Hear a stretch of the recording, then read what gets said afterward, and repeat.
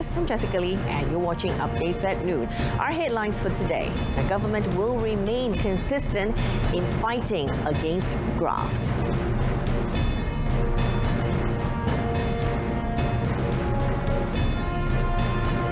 Brazil crashes out as Argentina survive at the World Cup.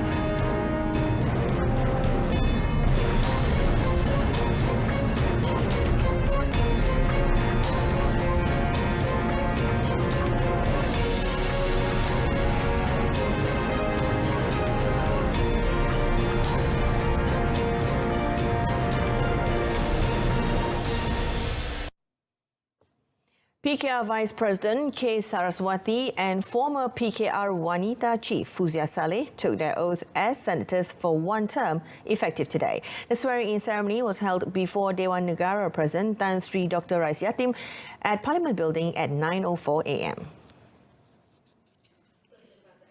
Saraswati and Fuzia were among 27 deputy ministers appointed as announced by Prime Minister Datuk Sri Anwar Ibrahim yesterday, and they are taking the posts of Entrepreneurship and Cooperative Development Deputy Minister and Domestic Trade and Cost of Living Deputy Minister, respectively.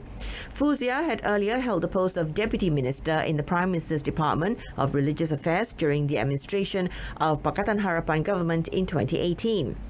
In the 15th general election, Saraswati lost in Tapa, while Fuzia was defeated in Kuantan. Last night, Datuk Sri Anwar announced the appointment of 27 deputy ministers who have received the consent of the Yang di-Pertuan Agong Al-Sultan Abdullah Riayatuddin Al-Mustafa Bilal Shah, and they are scheduled to be sworn in at Istana Negara at 3 p.m. today.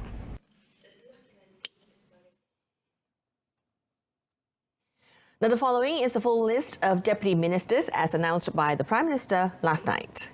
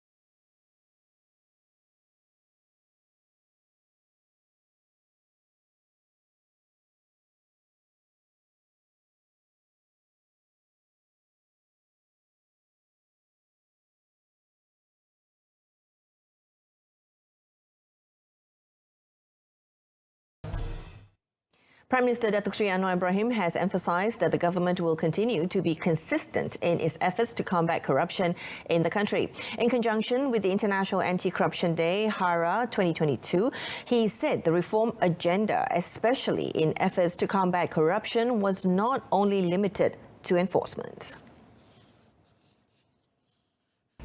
Datuk Sri Anwar said values such as integrity, morals and ethics were aspects that should be inculcated.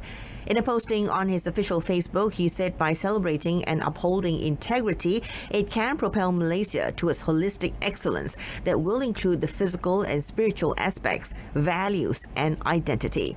In 2003, the United Nations declared that International Anti-Corruption Day would be celebrated worldwide on the 9th of December every year. The International Anti-Corruption Day seeks to highlight the crucial link between anti-corruption and peace, security and development. At its core is the notion that tackling this crime is the right and responsibility of everyone, and that only through cooperation and the involvement of each and every person and institution can the negative impact of this crime be overcome. Sharia Courts of Criminal Jurisdiction Act 1965, or better known as RUU 355, would be retained, continued and strengthened for the betterment of Muslims nationwide. Minister in the Prime Minister's Department of Religious Affairs, Datuk Dr. Muhammad Naim Mukhtar, said the Act should have been tabled for amendment in October, but discussions were put on hold following the dissolution of Parliament. Saya nak tekankan di sini, apa saja yang diperkenalkan oleh dasar sebelum daripada ini yang memberikan manfaat kepada Islam dan juga kepada rakyat, sama ada Islam ataupun bukan Islam, kita akan pertahankan, mana kita akan teruskan.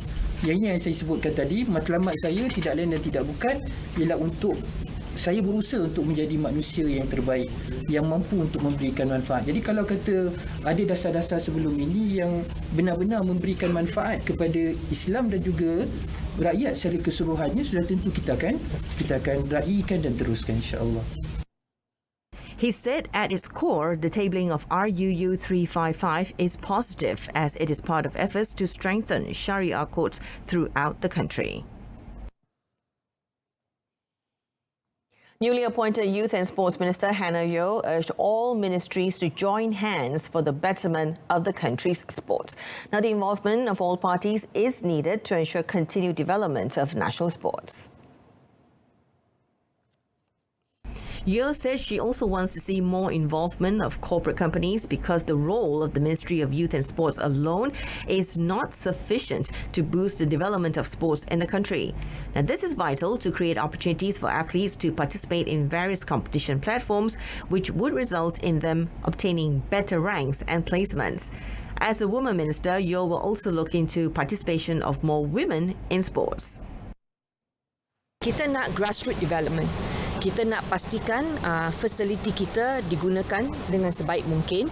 Kita nak pastikan nombor-nombor participation orang yang menggunakan, orang yang mengambil bahagian dalam sukan ini, kita boleh besarkan lagi, tambah lagi jumlah tersebut. Jadi saya rasa kesedaran, awareness, orang muda kita mesti tahu di mana mereka boleh pergi bertanding.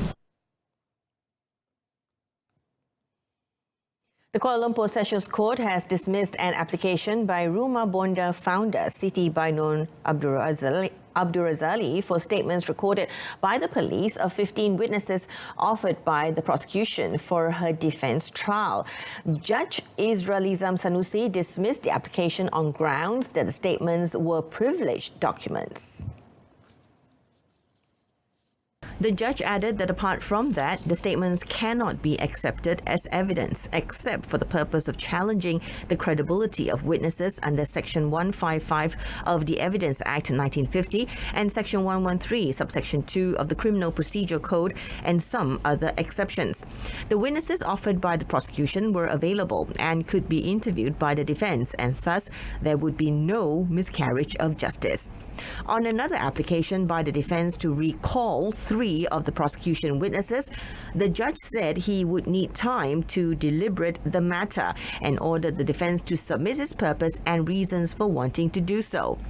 Israelism then set 25 days next year for the defence trial, starting in January until March next. Back at home, Malaysia hammered Cambodia 4-0 in a Tier 1 international match at the National Stadium in Bukit Jalil last night. Now, this was despite the fact many key players were missing in the Harimau Malaya squad coached by Kim Panggon. The comfortable victory in front of 8,332 fans saw the national team featuring many new faces maintain their excellent record against the Angkor Warriors squad, winning all matches dating back to 1970. The national team scored the opening goal in the 11th minute when team captain Muhammad Faisal Abdul Halim lobbed the ball past goalkeeper Hul Kim Hoi. Now, after striker Darren Lock and defender Muhammad Azam Azmi Murad missed golden chances to double the lead, naturalised player Lee Tuck put Malaysia 2-0 up through a counter-attack move in the 38th minute. Muhammad Faisal scored his second personal goal in the extra time of the first half to put Malaysia ahead at 3-0. While England-born midfielder Stuart Wilkins scored his first goal on his debut for the Harimau Malaya in the 86th minute. The national team will next face the Maldives in another Tier 1 international match at the Kuala Lumpur Football Stadium, Cheras, on Wednesday, before kicking off their 2022 ASEAN Football Federation or AFF Cup campaign on the 21st of December. And that concludes today's edition of Updates at Noon. In our top story, government will remain consistent in fighting against graft. Do tune in to News at 10 coming up later tonight on Saluran Berita RTM. I'm Jessica Lee. I'll see you later.